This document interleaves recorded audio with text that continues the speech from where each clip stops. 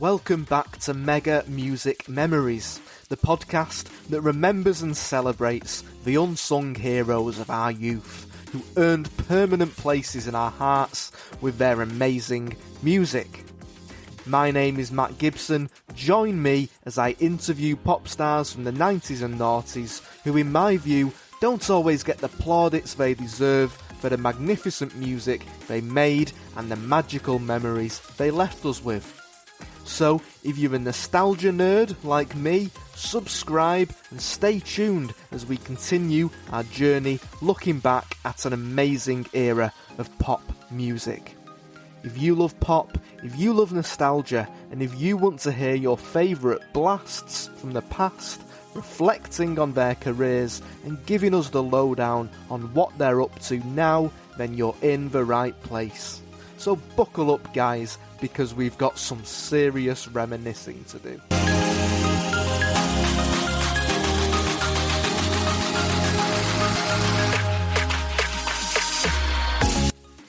Thank you once again for listening to another episode of Mega Music Memories. And I'd like to say a huge thank you to everyone who rated and reviewed the podcast on Apple Podcasts and iTunes after my appeal last week. It's hugely appreciated and really helps the podcast get noticed and get heard by other people. So thank you so much. It really does mean a great deal. If you haven't already done so, and if you're enjoying listening to the interviews we bring you here at Mega Music Memories, ensure you don't miss any episodes by hitting that subscribe button wherever you get your podcasts, and please rate us. Please leave a positive review if you can. It'll take 2 minutes of your time and will help us to get more downloads and keep attracting top quality guests such as today's. Because on today's episode of the pod, we speak to Anna Kumble, who is better known to most of us as Lolly. Lolly burst onto the UK pop music scene with a very loud bang back in 1999 when she broke into the top 10 with her debut single, Viva La Radio. Lolly had even greater success when her huge follow-up single, Mickey, peaked at number 4 in the charts. And she rounded off an amazing year as double A-side Big Boys Don't Cry and Rockin' Robin became her third consecutive top 10 hit.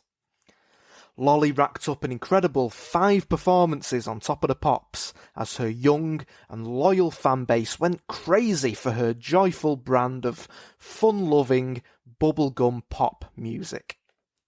A second album and 2 further top 20 hits followed in 2000 before Anna left Lolly behind to pursue an exciting new career as a TV presenter. It was lovely speaking to Anna, who was just as kind and warm as you'd hope she would be. She gives us some amazing insight into what it was like for her during that relatively short but incredibly intense period of enormous success that was enjoyed by Lolly. Anna tells us about the original concept of Lolly, including which famous pop star almost ended up playing the role instead of her.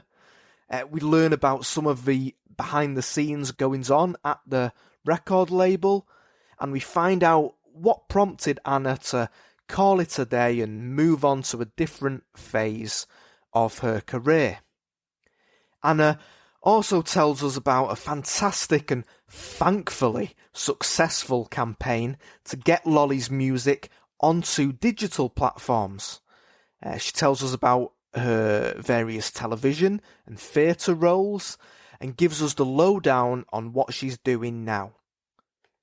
So I started the interview at the very beginning for Anna by asking her what she wanted to do back when she was a child. Funnily enough, when I was a little kid, my all-time goal was after the air hostess and the hairdresser and all that kind of stuff, was to be Janet Jackson's backing dancer. And you know what, Matt? That never happened. That's it. And it will never happen too. Oh, just can't do it. Gutted. But I did get to see her at, I've seen her in concerts. That was just awesome. But I did get to see her at Top of the Pops when I was in the audience, and I shouted, "I love you, Janet!" and blew her a kiss, and she waved a kiss, and I practically proper fangirled.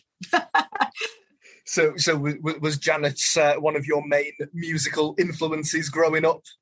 Yeah, I was introduced to her music by my brother, who sadly passed away last year, and he was a massive influence because he was 3 years older than me, so he had the loudest hi-fi in the house. So I just kind of listened to whatever was pumping out of his, and he loved Janet Jackson, and so therefore I did too. And he took me to see her in concert, and he was like, I think me and my it was my mate Abby, we went to see her, and he was our chaperone. And he was always the honorary chaperone to all the gigs. In fact, my first ever gig he took me to was a New Kids on the Block. When I was about 10 or 11, and he was chaperone, and I think Snap were supporting. It was really cool. Wow. No, it wasn't New Kids on the Block, it was MC Hammer. Right. But it was MC Hammer time. It was MC Hammer. Wow, that's an impressive gig. MC Hammer supported by Snap. I can remember what I wore as well. I had this paisley shirt that I tied. I had ripped off sort of, actually it would kind of go trendy now, like kind of like not pedal pusher, but like just cut off denim trousers, and I think I'm hair in a ponytail. Like, yeah, I can remember the outfit, paisley shirt. Oh, it sounds like a great night. So before you came to everyone's attention as Lolly, I understand you were in a girl group originally. Yeah, I was in quite a few. So I was when I was at college, I went to like a drama college, and predominantly studied dance there. I was really into my dancing. Obviously, really liked singing and acting too, because it was like a musical theatre school. But I really enjoyed the dancing side of it more. And then when I was there, I had an opportunity to audition for a girl band, not within the college. I think it was like some girls sort of out of it, just did like, oh, do you want to audition? I was like, yeah, cool. Audition, got in, and we recorded some songs. And then I left because I just wanted to do musicals. It wasn't really, I didn't really feel the girl band thing. And prior to sort of that one girl band, I think I was in like a duo that we went over to Germany, and then we were in one with we auditioned, and I've never said this before, I was in this girl band that was, I don't even know who they were, people in Germany came over. It was through Sylvie Young or something like that. Anyway, and then we did these auditions in London, and we found Jo from S Club 7. She was in that band for a while, and she was about 15 at the time. And she used to come and stay with us, and we used to have to look after her. And then I left that because I was just like, I just didn't like it, just didn't feel comfortable, didn't like travelling over there, something just didn't feel right. So I left and I did musicals. But I'd always remained friends with the original band that I was in, the British girl band. And those producers created an act called Lolly, and they had Rachel Stevens, who later became in S Club, because they found her in a shoe shop, thought she'd be great, but they'd actually developed the act for me, but they thought I wouldn't do it because I think they thought I was a bit cool because I'd gone into musicals and wanted to do straight acting and stuff like that. They thought, no way we should ever do this. Anyway, so wasn't really working out with Rachel. They were putting S Club 7 together at the same time, so they put Rachel in S Club, and then they just gave me a call randomly. And I just finished, I think, it was Starlight Express, and I was just doing auditions. So it was my last day that I got a call, and they were just like, oh, do you want to come in the studio? We've got this project that actually was meant to be for you. Would you be up for it? And I was like, yeah, why not? Yeah, cool. I just kind of go for it. And it just happened from there. So it's kind of who you know, and timing, and it all just sort of fell into place quite nicely. And that's bizarre that we could have had Rachel Stevens as Lolly. That's almost inconceivable, isn't it? Really? Or me in S Club, yeah, all the other way around. Yeah. I'm glad it worked out the way it did. I think. Yeah, absolutely. I'm curious about the original concepts of Lolly and how all that stuff worked behind the scenes at the developmental stage. You've said there that it was kind of like designed with you in mind. Are you able to give us an insight into what it's like in those early stages? Was it a case of like going to record labels and pitching an idea of this like character and saying, you know, these are the demographics we're going to target, and this is how we're going to do it and stuff like that? Yeah, it's quite interesting, this one. So at the time, the producers, so it was Rose and Foster.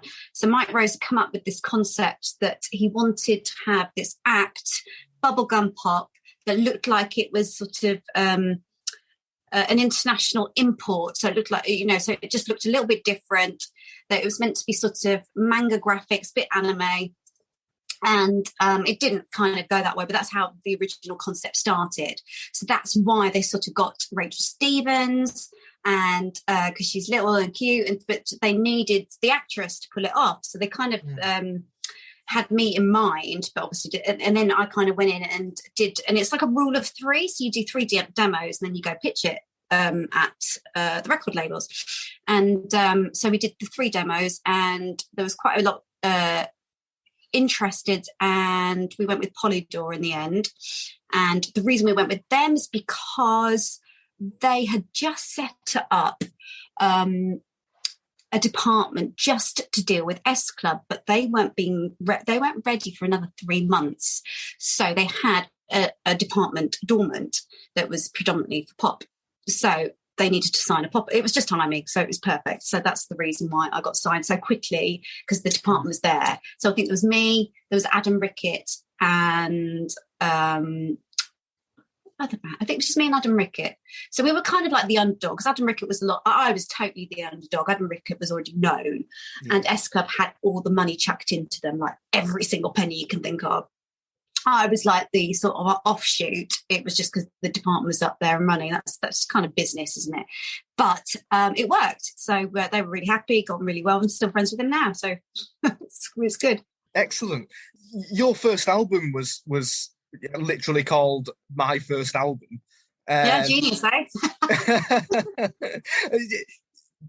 Was that because, were those songs, do you think, were they made to be deliberately quite accessible to young, maybe? Yeah, it was all developed for kids. Audience? Yeah, absolutely. It was, the whole concept was to be designed to be child friendly as such. So it was a concept that was for the ear of, I'd say, a demographic of age 5 to 13. That was what it was aimed at. So that's why I was like the first ever pop star to be in like Brownies magazine or Girl Guides, or that. So it hit that, that Polly Pocket, that sort of, that, and that's why it kind of exploded, because the platforms for that were huge. So, you had all those TV shows. I was constantly on it. TV is what sold that act as such, if you talk a bit like that. So it was just so much fun, really good fun, and it was innocent, it was lovely, it was fun, it was pure, and there was no innuendos, there was no kind of crassness. It was just pure unadulterated fun. And you went on tour with Steps, didn't you? Yeah, a couple of times. Yeah. Was that before you released any singles? No, just as. It was like, so I remember I did their first ever theatre tour, and I think I was it was on the campaign up to the first release. And then when I did their arena tour after it, I was known. So I do remember feeling, oh my goodness, they were all singing the songs back to me now. And where the first one, it was me sort of hard selling, if you know what I mean. Not hard selling, but, there were more, there's a difference. There is a difference. It's like anything, isn't it? It's like, if you've got a brand new chocolate and then you just see it all in everywhere, then you're like, oh yeah, I know it now. Comfort, I think it is. So. And so what was it like touring with those guys, and what was it like being on the road and stuff like that? Well, let's put it this way. It was a ball, but you don't really get to see them because you're supporting, so you're on before it. And then I had to get up early because I was doing school tours as well as, so it wasn't just I was up at like 6 o'clock in the morning. So it was me and my dancer. So I actually didn't, we sometimes hang out in the bar and stuff, but yeah, and I'm still friends with them now, which is really nice. And yeah, it was cool. It was cool. Lovely. And how much of Anna was in the character of Lolly? And what were the differences? I'd say she's just like my total happy on life side, and that's what I wanted. I kind of wanted the character that was nobody wants to see the warts and all, or they didn't back then, it's kind of like, they didn't need to see the me having to pay my bills and the real life. It was just pure fun, hedonism, rainbow unicorn style, just happiness. Nobody needs to see the real life. You need a bit of an escape now and again. I think that's why people still like it. It's because it was that escape, wasn't it? Yeah, I mean, what do you think attracts people like myself to like looking back on music and popular culture of yesteryear today? I think a lot of the time is due to the fact that you had to wait a week to see Top of the Pops. I did it 5 times. It's just like you had to wait till Saturday morning to tune in. You had that anticipation, you had that excitement. Now that's gone. You can get it whenever you want, wherever you want, literally on your phone, on your watch, on that accessibility. So that excitement of seeing your favourite pop star was just brilliant. So the build-up, there was a lot of build-up.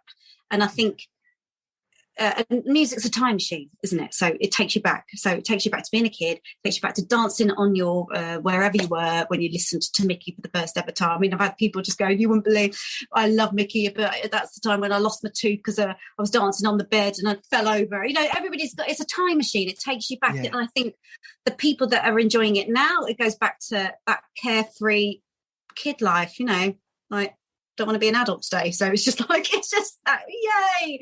Yeah. I remember the first time I played the, it's just that carefree time. You do, don't you? You kind of go, when I went to see, you didn't have any care in the world other than what you were wearing. Yeah. That's as simple as it is. And that's lovely. And every kid, every person, touch wood, fingers crossed, should have that in their lives. That's what we tried to do with Lolly, to give them that little bit of escapism. Yeah, it definitely worked. And I've been watching a lot of your videos in the last few days, just in the run up to this, and been reading like the comments on YouTube and stuff, and people, like you say, they have very specific memories, and how does it feel when people kind of like relay those kind of stories to you? It's kind of it's a bit overwhelming actually, because you sort of, at the time, you don't realise how much of an impact you would be, because you're just in that roller coaster, just that's that machine, and then kind of go, do you know what? I did something good here. If somebody goes, oh, do you know, I really enjoyed that, or that you don't realise that when I was, Big Boys Don't Cry, I used to play it, and I used to sit in my windowsill, cry my eyes out because I just split up with my boyfriend. I was 9 years old, just like, and you're like, oh my goodness, and you kind of laugh about it, but you know what? I have it too. There's certain times when I remember splitting up with a boyfriend when I was 21 and Leanne Rhymes is all by myself or whatever it was. I can't even remember, no, I just remember just crying. Oh, by myself. just ridiculous. But it takes you back to certain moments, and hopefully, because it's all fun and up there, it'd be happy moments. Yeah. So just going back to like this idea of playing a bit of a character when you were Lolly, like were there advantages to that? Yeah, absolutely, because I think I had the hairstyles and the crazy outfits and things, so when that came off I could just be Anna, and also having the different name really helped. So my parents and my real friends knew me as Anna, so that was the switch off from it, so I could totally come away from it. I suppose it's like somebody, I mean, it's a totally different thing, but it's like in EastEnders, you've got Charlie Brooks and Janine. It's like, people go, well, Janine, it's like she isn't that person, so she can kind of come out of it and be herself, but she's known for that, so she can step in, control it, and come back out. But so I kind of felt for me mentally that really helped. Yeah, I bet it will be even more beneficial today as well, to be honest. with how like with social media and everything, and how I do people's feel for the kids, the younger generation. I really do. They really struggle. It's constant. There's no switch off. You're at school, you come home from school, and you cannot get away from them. There's no escape. Where you went to school when we were a kid, then you went home. You didn't have to answer the phone or not, and that was it. If you didn't want to speak to them, you could literally could switch off. New day tomorrow from 4:00 when you got in. And that's it. Now it's constant. And if you don't return in time, they start. That fear of missing out, or what have I done, or they haven't responded in 2 seconds, because everybody's carrying the phone. That they can see that, but actually, do you know what? Why do they have to respond that quickly? I mean, I do, and then you start thinking, they haven't responded. You start worrying, and it's like that anxiety. So all kids are anxious. It's crazy. Yeah, I think they need more lolly in their life, because, like you say, it was just. I don't know about that. Well, it was just a ray of sunlight, wasn't it? Which is how it was intended. So it was just as simple as that. Nothing, I wasn't chucking politics down their throats. I wasn't, roaring feminist. There wasn't this, that, and the other. It was just literally pure fun, pop, entertainment. That's it. So. Your debut single, Viva La Radio, was released in July 1999. A long time ago. Yeah, blood flipping heck. Peaked at number 6 in the charts. Yeah. How did it feel to break into the top 10 with your debut single, Anna? Do you know what's really bizarre? Because I think midweek it was 3, then it went to 4, and then slipped to 6. So I was gutted, which is crap, because you've still got a top 10, and they were really happy. And also because nobody expected it. I remember people going, I'm so shocked, like other bands, so I won't even say who they are because I know them. And I remember him going, I'm really shocked. He was just honest that it's gone in so high. Just like, I've worked really hard. It's been on every tour, this, that, and the other, promoting this song. It's like, I think, so it was the underdogs, and especially with the record company. So it was just like, and then as success happens, it breeds more people, doesn't it? I mean, what do you think about that, with success bringing more people in? Is that a good thing? Is that no, it's crap. Absolute crap. It's terrible, because I remember going places, and I'd have the producer stood there, and then I'm on stage, and then this other guy going, I found her, and he's like, just people just making up crap. And that's fine. People can make up ownership of whatever if they like, but success breeds, doesn't it? And then all of a sudden there's more people, and then there's more people involved, and it was a very small team, so it was literally just a few people. Then it just got bigger and bigger, and then it took longer to make decisions, longer to do this, longer to do that, and then it's just like, this is crap, this isn't fun anymore. A couple of months later, in September, Mickey is released. And I think it's fair to say that's the single you're most remembered for. Yeah. Everybody wants me to do. Well, how do you feel about that? No, I loved it. There was a time straight after it when I just wanted to turn my back and just have enough, and I couldn't stand any of it. Couldn't watch the TV with any music or, just had enough. And then actually, it wasn't probably until 2018 when my music got digitally re-released. And I think I just looked, and they said, when they say what your streams are, and it was 2 million. I was like, oh my life, what, Mickey? Huh? And I was like, oh my goodness, there's so much. And then I was just like, this is crackers, because it's I've got it on tape. This is how old this song is, and it's oh my god, there's so much love there. And then I got asked to do some prides, and I did one in Chesterfield, and we were going through a bit of a sad time at home, so we just wanted to do something fun. And my partner's a record producer, Mike Rose, who originally did Lolly, and so we were like, let's just do a new song. Why not? Just say thank you to the fans, just put it out there, no big deal, and just so we did Stay Young and Beautiful, and it was kind of a message to my daughter, because at that time I think she was getting badly bullied at school, and it was just like, don't grow up, just listen, just stay young and beautiful. Don't try and be bigger than what you are. You're okay. You're all right. And also, I'm older, aren't I? So I've been through life and I've got experience. I've got 2 kids, I've been through love, life, death, all crap, and all good stuff too. So it's more of a message, isn't it? I've kind of got little messages to give now as opposed to what will life be. Yeah. It's at a different stage, isn't it? So we just did it as a bit of fun, just to say thank you. And so I went and performed it at Chesterfield Pride, and oh my goodness, I was just like, it was like being slapped in the face with love, like a big old. It was just wonderful, and just sort of looking around, and I remember being sort of a bit numb on the way back, and kind of going, the impact and the people singing every single word back to me. And obviously the new song was nice to perform as well, and they're all singing along that as well. But with Mickey especially, they just erupt the minute the pom pom comes out. They just go bananas. It's brilliant. It's brilliant. Matt, everybody loves a sing song. They do. They secretly, you see people I was laughing. There was this girl singing. There was a Pink song. I could hear it through her car. She was singing her head off. She was in like a parent's car. She's obviously just passed a test, and she's singing her head off, thinking she is Pink. And I'm like, just go for it. The happiness and the endorphins and the dopamine and all that kind of stuff. You're there, aren't you? You need it. That's what we crave.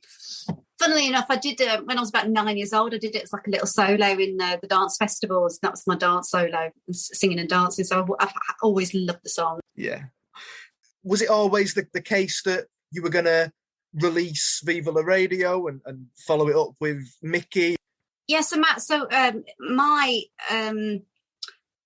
let's call it the Lolly Project. It was very organised. So the minute the record deal was signed, which was on Christmas Eve of say 98, and then 99 January start a play in the studio recording the album. We did the whole album, and then you sit with the A&R. They choose the singles, they choose the first 3 because it's the rule of 3, and then you release the album. So that was chosen. So it was always going to be Viva, Mickey, Big Boys. So that was all organised. Then you go on to the video concepts and blah, blah, blah, blah, blah, and the whole with your TV pluggers sorted, so I got to choose my TV pluggers, got to choose my choreographers, got to choose photographers, got to choose, all that kind of stylists and all that kind of stuff. So that was like bang, bang, bang, bang, bang. And then 6 weeks prior to release of Viva La Radio, that's when the intensity starts. So that's when first starts with a radio tour, then it goes into school tour, then it goes into, and luckily I had Steps tour as well within that 6 week prior release of Viva La Radio, so it kind of all worked nicely. So I was busy. So you've got your magazines and you've got your TVs. I think I won. So the press department within Polydor, Sundaraj, he won an award for my my campaign of Viva La Radio, the press campaign, because I was in that many kids. I was the first one ever to be in, I think I mentioned it before, but like the Brownies magazine or like Girl Guides or Shout, all the younger end, never been done before. But it was clean. It was perfect for them, and he won and also he won an award for Eminem as well, because that's who he looked after. So that just goes to show that it crosses over. What a contrast! Exactly. Yeah, he did. He won Eminem and me. It was just like it was so cool. And then so it's all planned, all totally planned. So literally day by day, you have a step by step, and it's tough. It's tough because there's just one of you, just one of me. So to get days off, I don't think I ever did for a long time. But I can't knock it. It's brilliant. I'm still gigging off the back of it now. So something I did that long ago. You mentioned it before. Around this time, you were on Top of the Pops a lot. So 5 times. That's unbelievable. That's a lot of Top of the Pops performances. You know what's really hilarious? This will make you just go, huh? Is that my parents were more excited because when after I did all the Lolly stuff, I went into TV presenting, and the TV studio that I used to film in next door, they used to film Top of the Pops. So every Friday night, and in between our studios, there was this. It was called the Star Bar, and we were allowed to go in there, so we'd be hanging out with all these I remember just chatting to Maroon 5, not knowing who the heck they were, going, so what do you do? But, they'd be like, you'd be hanging out with Beverly Knight and the drummers, and, we just thought it was cool. And one night, I got to see Mariah Carey up there close, blah, blah, blah. It was brilliant. It was really cool. Anyway, so one time I knew Janet Jackson was going to be on, so I got my brother backstage pass, so we got to go and see it. And I remember stood, and I think it was Reggie and Fern were hosting, and Reggie was like, "Oh, come here, Anna." Like, I remember doing like, and he was like, "Oh, would you like, like in the audience kind of thing?" And I'm like, "Yeah." And my mum was more excited about me being in the bloody audience watching Janet Jackson than she was whenever I was on it. It's just like that's kind of, she was more excited about me being in the audience. So that's my family. I've just interviewed Daz Sampson, of Eurovision fame and bus stop fame. Oh yes, yeah. And he was saying that era just completely passed him by. How was it for you? Were you able to savor all these moments, meeting all these huge stars and everything, or was it the same for you and it just kind of just flew past you? It's fast. It is very fast, and you just kind of like, well. But remember, also at that time, I wasn't cool, so a lot of the celebrities, as such, weren't interested, and they kind of like overlooked me. I remember being on Top of the Pops and being into, I think it was Jane Middlemiss, and there was that girl from Texas, Charlene, and is it Charlene? Spiteri, yeah. Charlene Spiteri. Charlene and Tom Jones were doing a duet, and I had to sit with them on the sofa, and they were just vile to me. That's all I can say. They were just vile, and I just thought, you know what? I'm here because I'm in the charts. Just be kind. Just be kind. Just because you don't like listening to my style of music doesn't mean that you can be nasty to me or just be like disrespectful so I had a lot of that going on. Funnily enough, now, because it was successful, people have forgotten that it wasn't cool. And now it's just like, oh, it was successful. Oh, that was really cool. And it's like, at the time, you weren't particularly very nice to me. I don't know. It's just bizarre, isn't it? Yeah. Oh, that's a shame to hear. But I'm glad you stayed strong and didn't let it bother you. You know what? It's because it was because I was Anna and Lolly was Lolly, so it didn't hit me. I just thought, oh, right, arsehole. Yeah, exactly. It's that separation. It's that separation of things again, isn't it? Because then it's like, all right, well, they're criticising Lolly and I'm Anna, so... Yeah, there's no hit there. Yeah, kind of, I get it. She annoys me too. And just like, kind of... and also, if everybody liked the same kind of music, the world would be a very boring place, wouldn't it? And everyone's entitled to, whether you like rock, whether you like rap, and, just that makes up everything. But, even now, when you kind of look at, say, Instagram, for instance, and you see people trolling, and you're just thinking, well, why go out of your way to say nasty things? Just don't follow them. If they offend you, just switch it off. If you find it toxic in your life, if it doesn't do anything for you, just switch it off, move on. There's no need to kind of be at them. Just move on, be kind, be moved. We don't even have to be kind, just say nothing, move on. Yeah, absolutely. Your third single, Anna, was always my favourite, Big Boys Don't Cry, which was a ballad, peaked at number 10 in the charts. And it has a somewhat almost sort of melancholic feel to it, I think, which is very different to what we'd gotten used to with Lolly. It feels like quite a brave and bold move. And it was also perhaps more of an opportunity to showcase your voice as well. So when we did Big Boys Don't Cry, it wasn't meant to be a double A side. It was just meant to be Big Boys Don't Cry. But then the record... someone in the record company was like panicked, going, oh, we need high energy, she's known for high energy, off the back of Mickey, she's done so well, blah, blah, blah. Everybody loved the single. It was all very pretty. It was all very Christmassy and, kind of, it's quite sweet, quite tender. It was all very futuristic and back then.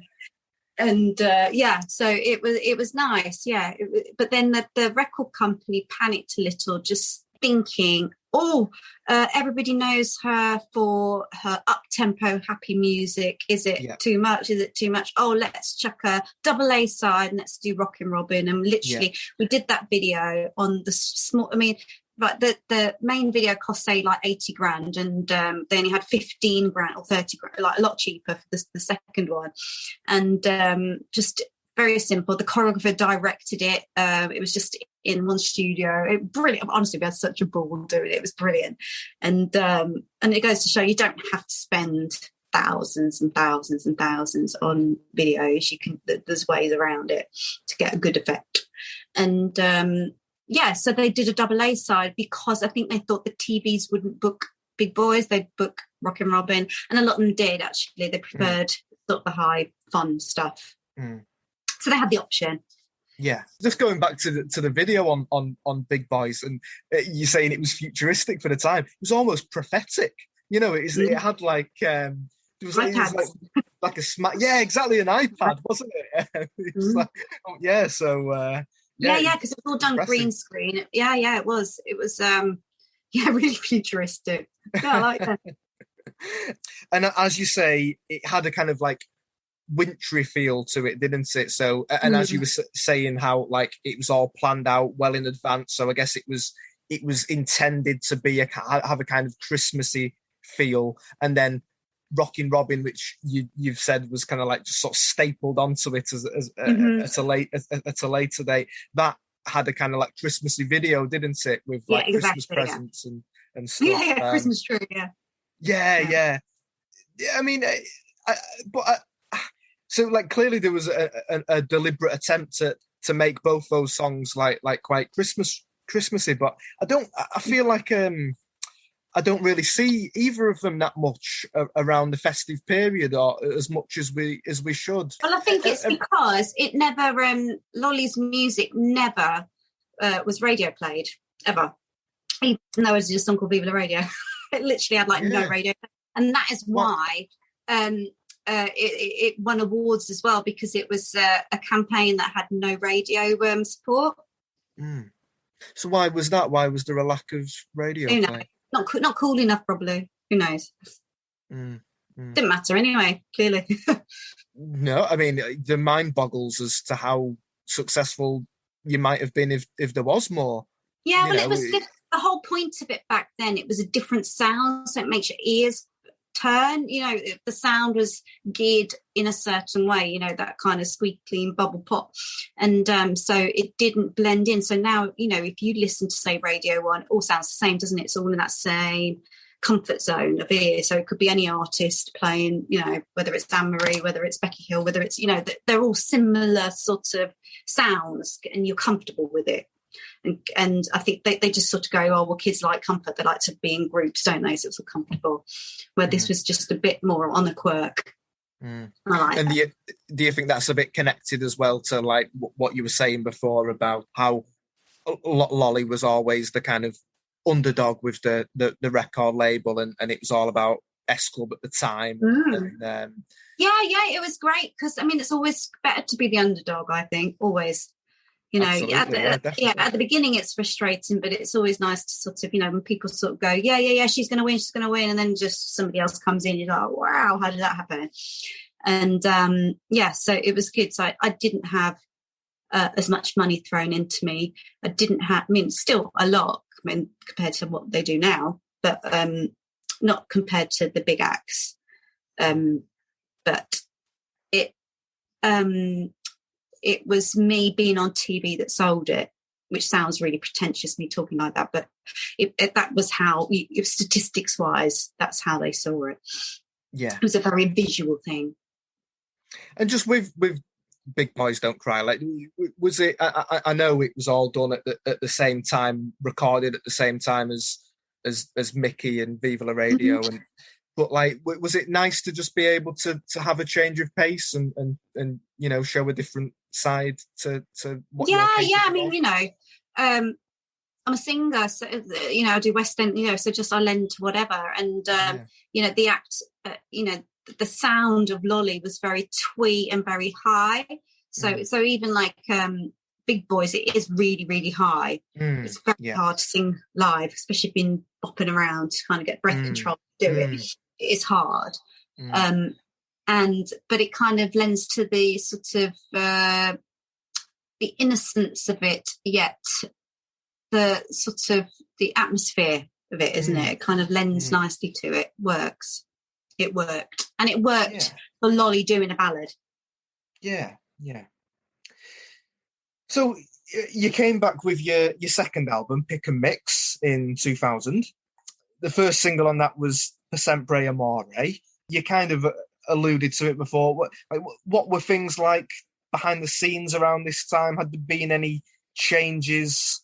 Was there a different strategy with the second album? Were there more people involved? Yeah, people got involved, and they were like, right, when it started, so it took a lot longer to record. There were a lot more like, oh, make it sound like this, make it sound like, people just had a voice now. That's what it was, where we were just left alone to do it all ourselves at the beginning. So that's why it wasn't as strong an album, and it didn't sound quite how we would have liked to have sounded, because we were trying to please everyone else, and which is a shame, really.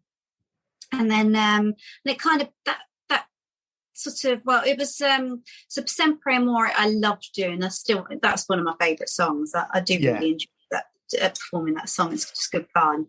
And then after that I did Girls Just Want to Have Fun, and that to me was the nail in the coffin for me for carrying on doing Lolly, because I just remember going, I don't want to do this song. I don't want to release this. It doesn't make any sense to me. I'll lose my boy fans. Why am I singing Girls Just Want to Have Fun? Most of my fans are like 11, 12-year-old lads. This won't do as well. But I'll go out there. I will sell it. I will perform it. I will make it my own. But I'm just telling you that I'm not 100% behind this. And I had to go out and do it. And that's what made me realise, I don't want to do this anymore. It kind of doesn't, if I'm not selling something that I don't 100% believe in, then what am I doing it for? And I kind of was not getting bored, but just like that same, why are you called Lolly? What's your next single? Oh, dress up, get gunged, and But I was like, kind of, it wasn't a challenge anymore, being interviewed. But what came out of it was that during the whole process, I used to get booked to co-present. So I was co-presenting MTV Select, Nickelodeon, Disney, BBC, all the kids' channels. So it was a clever way to get me on TV, and you could promote. Like, I remember being on MTV Select. In the first hour, you're only allowed to plug your single with you showing it once in 1 hour. So say it, do you know what I mean? If you don't, otherwise you get pulled off.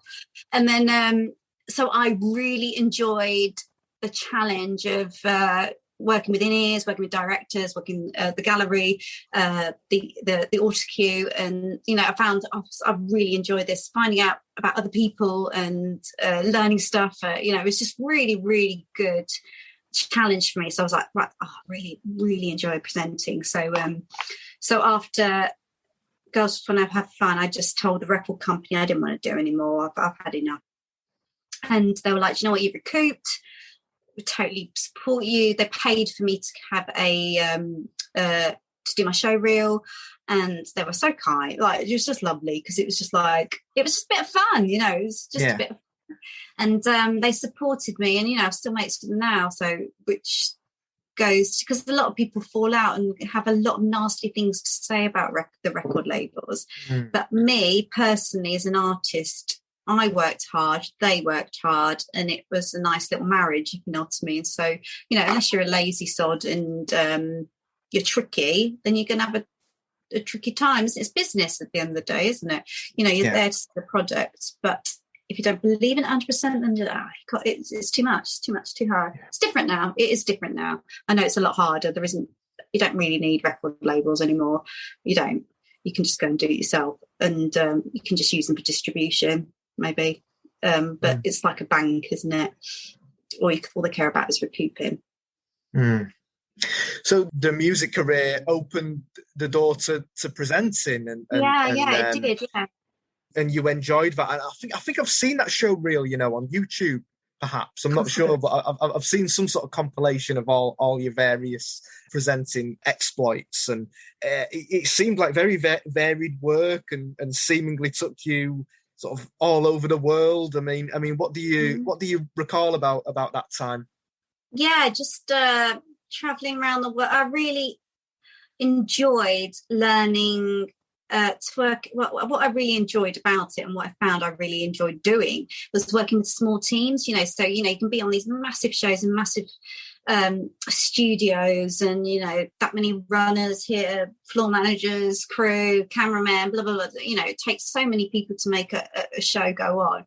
But what I really personally enjoyed was going out doing outside broadcasts with small teams. So you just have cameraman, sound guy, a director, and maybe a runner, and then the handful of people, and you just kind of bond. And I think I enjoy that because of my past life as in theatre, doing all the musicals, where you do a show and you become so close because you have to be so open. This bond that you get, and you support and trust each other so much, and then it's over and you move on. So I kind of really enjoy those little teams. It's kind of more real to me. More real. Yeah. You mentioned theatre work there. You've done a lot of that since as well. So, like, what's that like, and how does it kind of differ from singing? Well, theatre's where I started, really. So it's kind of, I've been doing it since professionally, I guess, shows since I was 9 years old. So it's what I know, what I do. And I think I've done about 24 years possibly doing pantomime. So, from every role you can think of. So I've been a juvenile in it. I've been an adult dancer. I've been a lead principal girl. I've been a fairy. I've been a director. I've been choreographer. I've done all sorts in theatre, predominantly in pantomime. That's what I'm talking about there. But in theatre, it's in theatre. It's similar sorts of things we're talking about. So it's kind of it's the hard work, it's the graft, it's the family, it's the instant buzz, which is just super cool. And I love it. I don't know any different, I suppose. Yeah, and I think you seem to quite like working as part of a small team, like you say, with the presenting, with the theatre productions. And I mean, you kind of alluded to it before with Sempre Amore. Like, was that like just fun with all you guys and the dancers filming the video? And yeah, so when I was performing as Lolly and I was travelling all around, I'd always have at least 2 dancers with me and my tour manager. So there was always a little team of people. Yeah. I was never the only time I was on my own with a tour manager was doing the radio tour, which was only about a week, and which would be lonely, I guess. But just I think because I was a middle child as well, so I was always around people, and like I was never a kid that used to go and lock themselves in their room. I was always in the hub of the house, even do my homework, even do, the TV be on. There'd have to be noise going on. I just like noise and people. So, me sitting in a cafe surrounded by people, me cracking on with my mates is comfortable, where some people just can't cope with that, can they? They need to be more quiet and intimate. And, I'm quite happy in that sort of noisy environment. So I think... to meet with my dancers it was just me having the time with my mates. As well, you kind of, you say they're your mates, but then you're paying them to be there, aren't you? So you sort that out as well. But at the time, I didn't think about it. Now I think, oh God, were they just nice to me because I was paying their wages? Possibly. I'm sure that wasn't the case. I tell you what, I was watching the video and the Top of the Pops performances for Sempre Amore recently, and I don't know how specific your memories are, Anna, but it stood out to me that in the choreography, you and your dancers, you were making like the sign of a heart with your fingers. Like, I don't know if you remember. Forever in love. Yeah, absolutely. Now, I mean, I remember that becoming like really popular maybe 10 years ago. I remember the footballer Gareth Bale used to do it in his goal celebrations, and I googled it, and apparently Taylor Swift was doing it around the same time, and apparently the New York Times started from me. I was going to say the New York Times christened Taylor Swift the Queen of the Hand Hearts back in 2011, but I'm sorry, New York Times. 99. Lolly was rocking it back in 99, yeah. Right, yeah. You're a pioneer. And just to go back again, just to briefly what you were saying before about girls just want to have fun. So most of your fans were sort of young boys at the time then, is that right? No. That was me. Just no. It wasn't. It was just like my generic age of fan was about 10 to 12. Now it wasn't just girls; it was boys as well. I just thought I'd lose my boys, but I didn't. But I don't know. Who knows? I didn't really hang around much longer to find out. So there was a campaign, wasn't there, around about sort of 2018 to try and get your music from back in the late 90s, early 90s onto digital platforms today. And it was a success. Yeah, I am useless on social media. And I think my friend set up a Twitter account and an Instagram. She was like, right, we've got to get you into the future. I was like, oh, really? This is like the kids. Oh, God. Anyway, so through Twitter, a company called Pop Activism sent me a direct, slid into my DMs. Right, get me there. Slid into my DMs and said, why isn't your music digital? We want to help you get your music digital. Let me take over. I was like, yeah, cool. Yeah. And then a few months later, there it is. It's out there. So, yeah, they are brilliant. Absolutely brilliant. Because it's like, if without them, it wouldn't be on any digital platforms. It would just be, kind of, I don't even know why the record companies would not be bothered to put all the music out there. It's just sitting there. But they're pioneering for all that lost music that's stuck on vinyl and CD and tape, and they are pushing it and they are getting it digital, and they're doing a fantastic job. Absolutely, and that's something that we're trying to do with this podcast, really, is shine a light on some of those artists that are kind of unsung heroes, really, and so I massively support that. And so, how did it feel, Anna, to know there was such strength of feeling and huge love for your music? Well, to be honest, I didn't really get all this digital stuff anyway. It's obviously, I think, we've only had Alexa a year or something, which is really highly irritating. But then, so you kind of go, oh, I've got access to all this music because you pay your subscription and blah, blah, blah. Right, so, right, get it. But then you go, well, I'm not that fussed because literally it's like 0.02p every time your music gets played. It's so ridiculous. It's such a shame how music has lost value, and it's disgusting because without the artists, without the music, you wouldn't have the artists. Without the artists, you wouldn't have the PAs to be able for them to go make money. So it's like, where the core is so important. Music is, as we said, it's a time machine. It's emotion. It's emotive. It's a beautiful thing, and for it to be made to have no value, 0.02p every time you listen to a record. I could be incorrect there, but I'm sure that was told to me. It's just. So I've never really thought about it. Anyway, Pop Activism helped me out, put it out there, and I think you get like an email off. I think it was like Spotify or one of those streaming platforms, just to say, "Oh, you've had 2 million streams." I'm like, really? Just like, amazing. How? Why? What? Okay.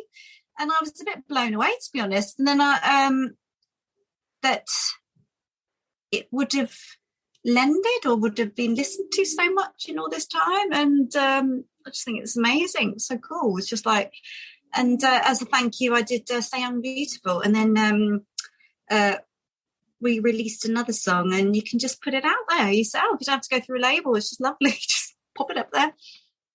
Yeah, so as you say, you to kind of market, you've started creating some new music. You released "Stay Young and Beautiful" just for the fans, and last year you released a song called "Paper Rain" as well, which I have to say is absolutely beautiful. Thank you. That's kind of you. It's such a lovely song, and I can't stop listening to it at the moment. And can you tell us the story behind Paper Rain? Well, funnily, mate, I didn't even write it.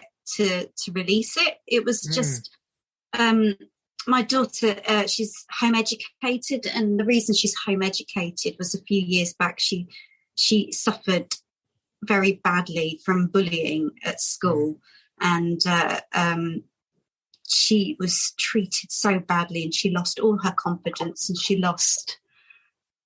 I lost my daughter for a while.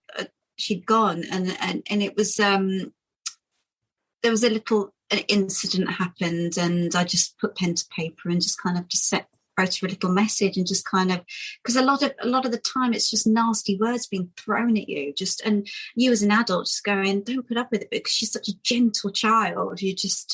It wounds and it hits, and you lose any confidence and self-esteem to be able to stand up for yourself. So it just hits you. And I was just like, just let them be like paper, and just like wash over you like paper rain. Just let it's just words. Just let it float round you. Just don't let it hit you.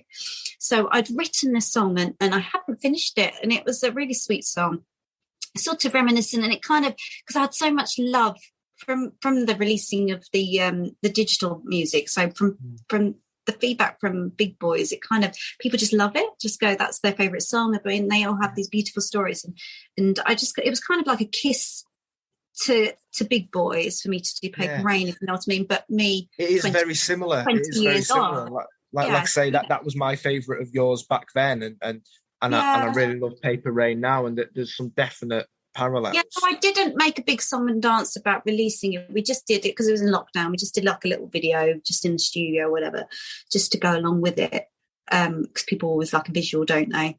Yeah. And then we just put it out there, and just kind of, it just needed, it's like, one of those things where you just need to put it out there, whatever happens, and if people stumble across it, and that's nice. And yeah, I stumbled across it just literally in the last few weeks, and I wish I'd have stumbled across it when you released it back in 2020.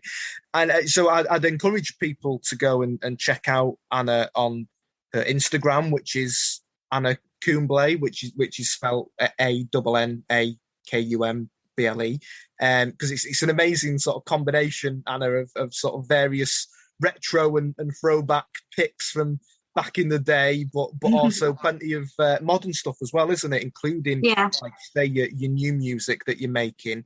And I've watched sort of various videos of songs that you've recorded in a studio. Is that a studio that you've got set up at home?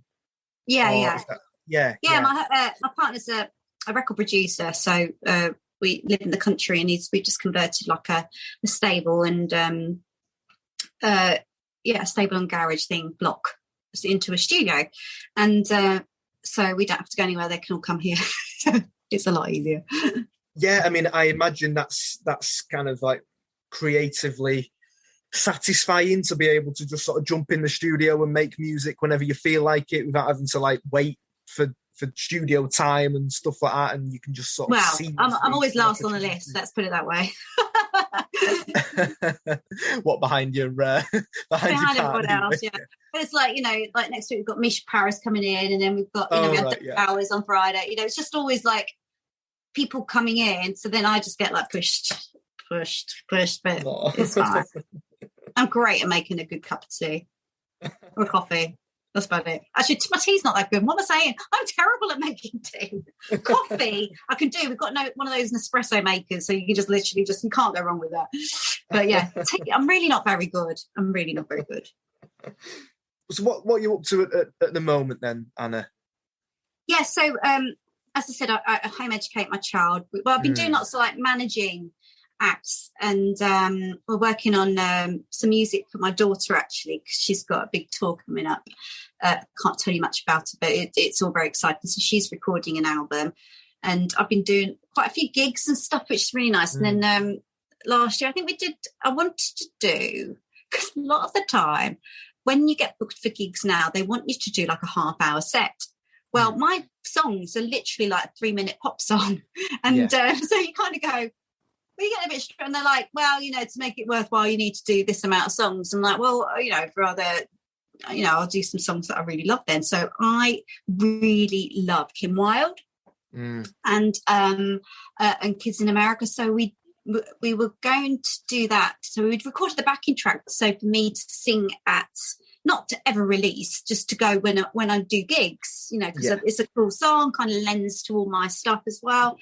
And because of lockdown last year, I never got to do it. So we just recorded it, and I just put it out on, I think I put it on Twitter or YouTube or something. And Kim Wilde liked it. How cool is that? She was like, it's such a cool version. She put a thumbs up, and I was like, she likes my cover. That's the ultimate compliment, isn't it? Wow. I know. I honestly was so chuffed because I love that track. I've always loved that track.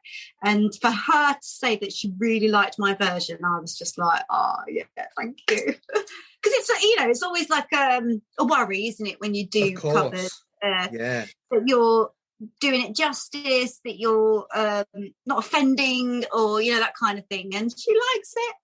So, yeah. I know I'm doing a lot of light switch-ons over Christmas.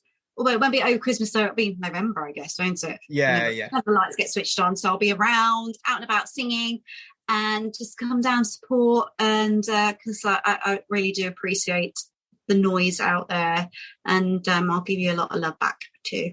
And where can people find you on social media and find out what you're up to? I'm all over it. I'm on Instagram, so that's Anna Kumble, but my daughter changed it to my name. It was Lolly Official, but it's now Anna Kumble, and maybe I should change it back to Lolly Official. But I know it's Lolly Official on Twitter. So Twitter and Instagram, I am there. Go find me, and you'll see some pictures, and it's quite nice because I got sent over from Peter Lorraine, who is now head of Fascination Management, I think, and he sent me these loads and loads of pictures from my first.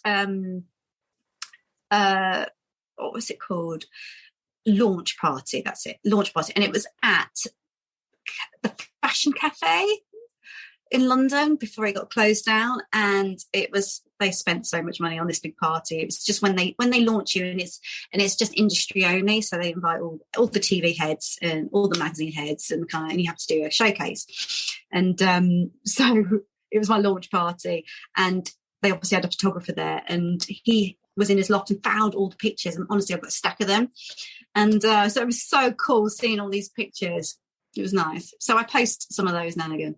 Oh yeah, well, I've seen a few of them, and it's such a lovely blast from the past, and and a lot of them are like Polaroids that you find, and there's something really beautiful about a Polaroid picture, isn't it? A real one from back in the day. That's great. Yeah, it's cool. Thanks, Anna. Well, I really appreciate you doing this and giving us the time to speak to me today. It's very much appreciated. You're very welcome. Thanks, Matt.